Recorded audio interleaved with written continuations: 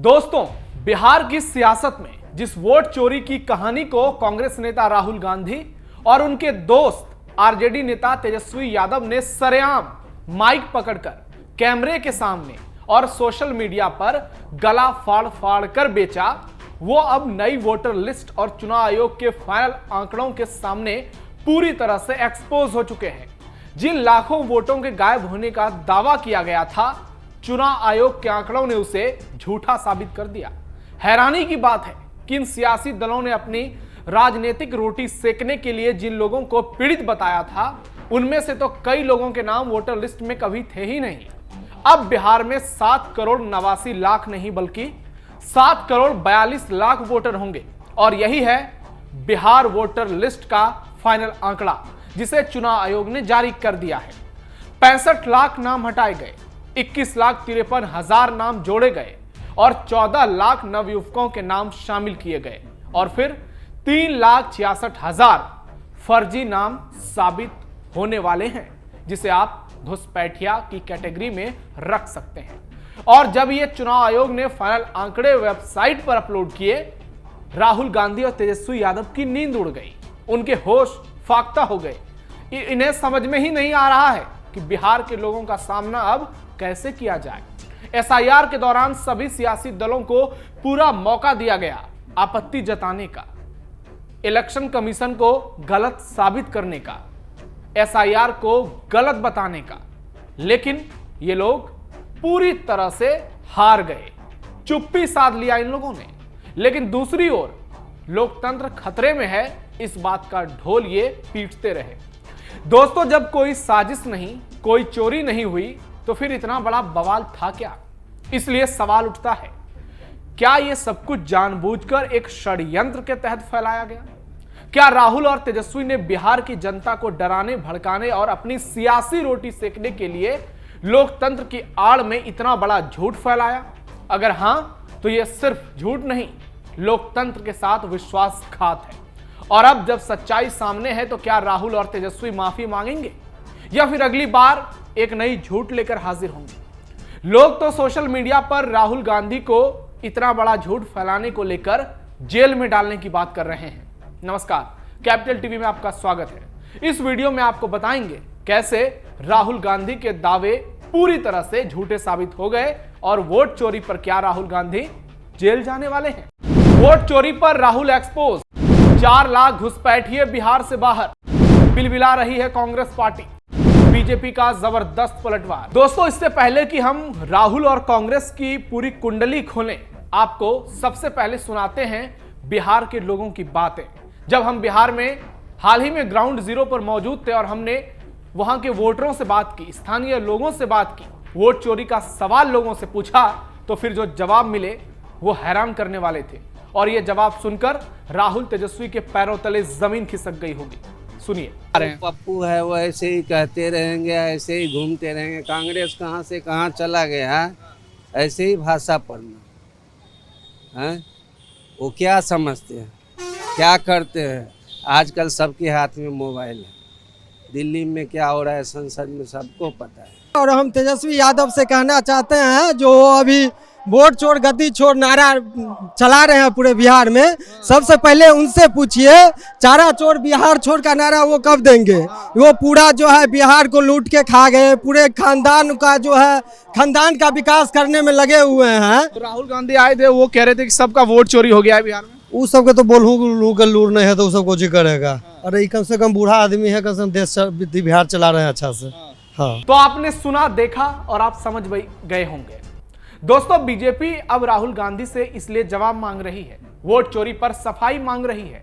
जनता social media पर राहुल को jail भेजने की बातें कर रही है, क्योंकि राहुल ने देश की लोकतांत्रिक व्यवस्था के साथ बड़ा छल किया है। उन्होंने सरेआम झूठ बोला है, दहशत फैलाने की कोशिश की है, लोगों को डराने का साजिश रचा है। लेकिन कांग्रेस है कि मानती ही नहीं।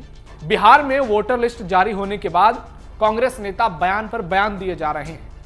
कांग्रेस के दिग्गज नेता मनीष तिवारी ने चुनाव आयोग से सवाल किया है कि वोटर लिस्ट से हटाए गए 47 लाख वोटर हैं कौन।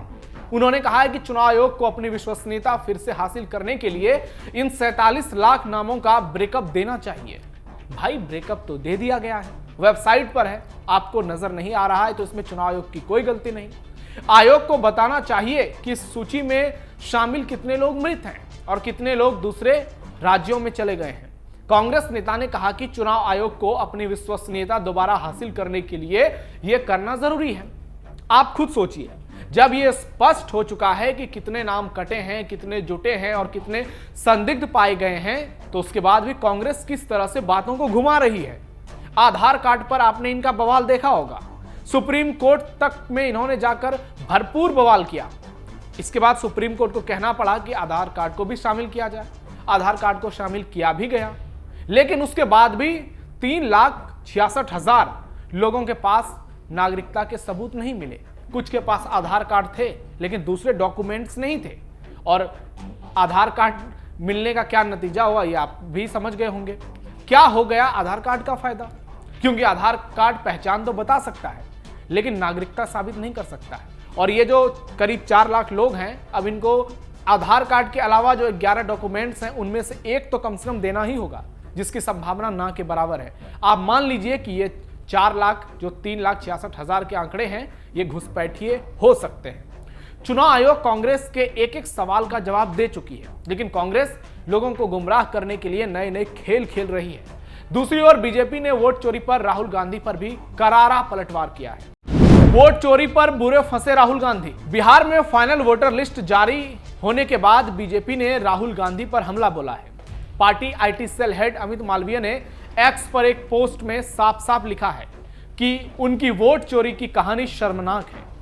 कांग्रेस नेता राहुल गांधी पर हमला बोलते हुए अमित मालवीय ने कहा, बिहार में उनके हालिया अभियान को एक प्रोपेगेंडा उन्होंने बताया और इसे एक राजनीतिक स्टंट करार दिया। मालवीय ने दावा किया कि कांग्रेस पार्टी का वोट चोरी का बयान सिर्फ दिखावा है।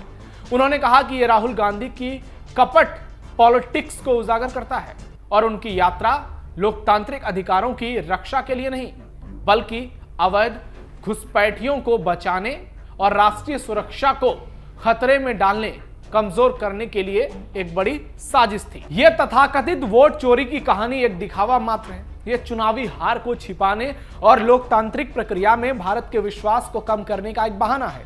यह सीधे जॉर्ज सोरोस की रणनीति का एक पन्ना है, जिसके बारे में राहुल गांधी को लगता है कि इससे उनकी संकटग्रस्त पार्टी फिर से जिंदा हो सकती है। आपको फिर से बता दें कि हाल ही में राहुल गांधी ने अगस्त के महीने में बिहार के 20 जिलों में 1300 किलोमीटर की वोटर अधिकार यात्रा की, जो पूरी तरह से फ्लॉप रहा।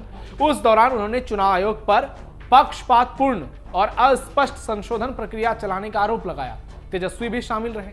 कांग्रेस ने आरोप लगाया कि लाखों नाम, जिनमें से ज्यादातर गरीब, पिछड़े और अल्पसंख्यक समुदाय के थे, वो गलत तरीके से वोटर लिस्ट से हटा दिए गए। सिर्फ राहुल ही नहीं, तमाम विपक्षी दलों ने हटाए गए नामों को लेकर चुनाव आयोग की जमकर आलोचना की। उन्होंने चुनाव आयोग को बीजेपी का कैडर बताया। उन्होंने आरोप लगाया कि चुनाव आयोग ने इस वोटर लिस्ट से गरीब और महिलाओं के नाम हटाए और उन्हें वोट से वंचित करने का खेल किया जा रहा है। साथ ही विपक्षी नेताओं ने चुनाव आयोग और बीजेपी के मिलीभगत होने का भी आरोप लगाया। उन्होंने कहा कि चुनाव आयोग बीजेपी के इशारे पर काम करती है और बीजेपी के कहने पर ही बिहार में एसआईआर हुआ। लेकिन अब सच्चाई क्या है वो आपके सामने है। आप पूरी बात समझ गए होंगे, आपको सच्चाई सब कुछ मालूम चल गई होगी और जो फाइनल आंकड़े आए हैं उसके आधार पर तब अब राहुल गांधी और तेजस्वी यादव पूरी तरह से झूठे साबित हो चुके हैं और लोग जो सोशल मीडिया पर दावे कर रहे हैं उसका परिणाम क्या होगा ये तो आने वाला वक्त बताएगा। आपको क्या लगता है कमेंट बॉक्स में बताइए। फिलहाल के लिए इतना ही। आप जुड़े रहिए कैपिटल टीवी के साथ। धन्यवाद।